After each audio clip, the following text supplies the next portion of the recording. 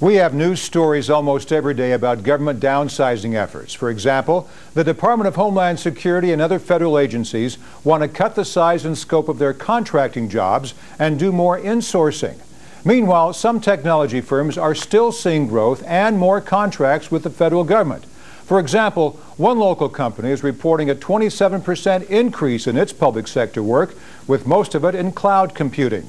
Shally Stanley is a managing director at Acumen Solutions. So business is good for you.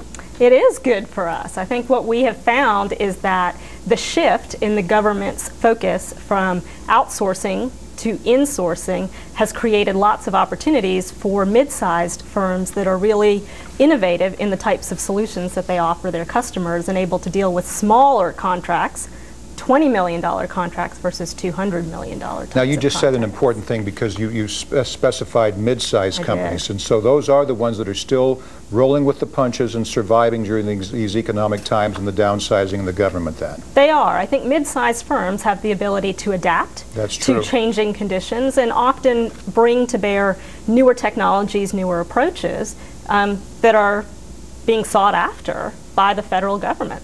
Now, so much of your business is in cloud computing. How does that help you? Because there are other contractors, other companies, they might make widgets. Well, they can't roll and go with the flow if they're just used to making widgets. They don't have all the IT experience. What makes your company different in that regard then? So as you said, cloud computing has been a big focus of ours.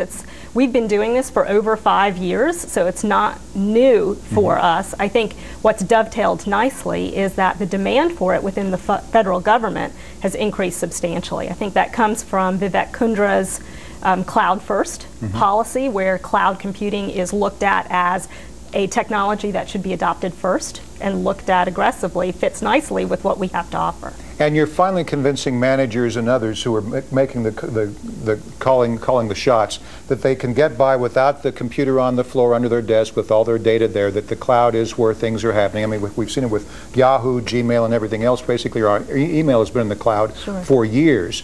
So you're able to follow that trend and be on the top of things, whereas other companies who aren't really in IT and they're losing business, they've somehow got to change their model, don't they? They absolutely have to change their model. I think the government is receptive to moving their data, moving their systems to the cloud, getting over those needing to, what we call server hugging, hug their equipment that's down on the floor.